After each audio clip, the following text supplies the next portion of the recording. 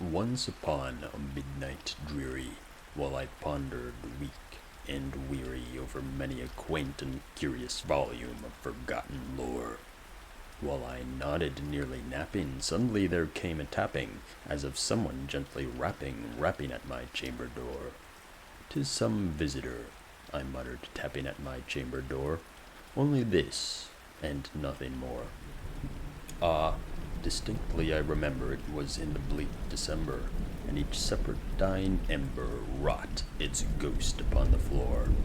Eagerly I wished the morrow.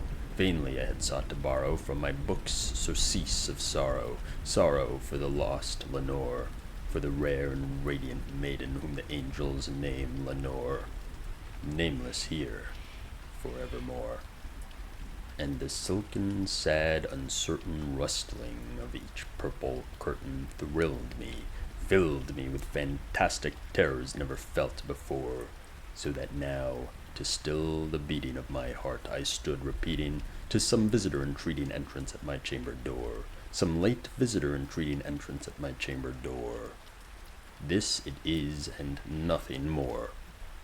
Presently my soul grew stronger, hesitating then no longer. "Sir," said I, "or madam, truly your forgiveness I implore. But the fact is I was napping, and so gently you came rapping, and so faintly you came tapping at my chamber door, that I scarce was sure I heard you." Here I opened wide the door. Darkness there, and nothing more. Deep into that darkness peering, long I stood there wondering, fearing, doubting, dreaming dreams no mortal ever dared to dream before. But the silence was unbroken, and the stillness gave no token, and the only word there spoken was the whispered word, "Lenore." This I whispered, and an echo murmured back the word, "Lenore." Merely this, and nothing more. Back into the chamber, turning, all my soul within me burning. Soon again I heard a tapping somewhat louder than before. "Surely," said I, "surely that is something at my window lattice. Let me see then what the threat is, and this mystery explore. Let my heart be still a moment, and this mystery explore. 'Tis the wind, and nothing more." Open here I flung the shutter, when with many a flirt and flutter in there stepped a stately raven of the saintly days of yore. Not the least obeisance made he, not a minute stopped or stayed he, but with mine of lord or lady perched above my chamber door, perched upon a bust of Pallas just above my chamber door, perched and sat, and nothing more. Then this ebony bird beguiling my sad fancy into smiling, by the grave and stern decorum of the countenance it wore, "Though thy crest be shorn and shaven, thou," I said, "art sure no craven, ghastly, grim, and ancient raven wandering from the nightly shore. Tell me what thy lordly name is on the night's Plutonian shore." Quoth the raven, "Nevermore."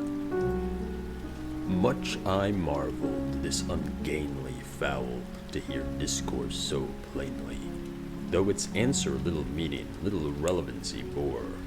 For we cannot help agreeing that no living human being ever yet was blessed with seeing bird above his chamber door, bird or beast upon the sculpted bust above his chamber door, with such a name as Nevermore.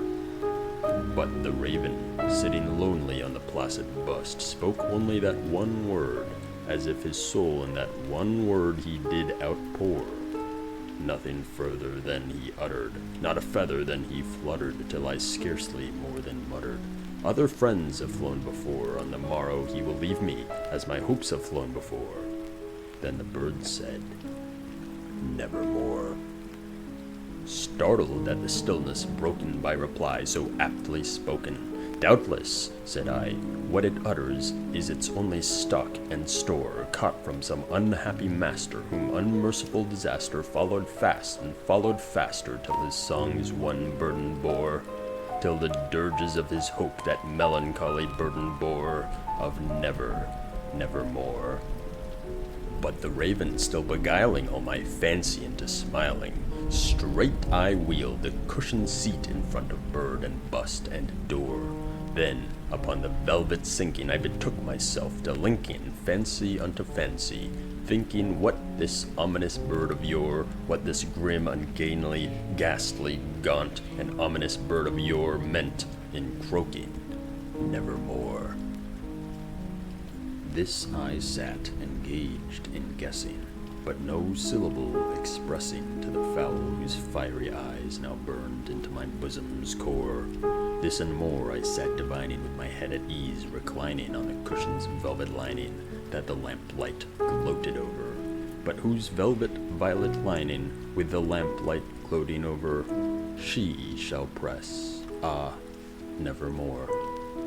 Then methought the air grew denser, perfumed from an unseen censer, swung by seraphim whose footfalls tinkled on the tufted floor.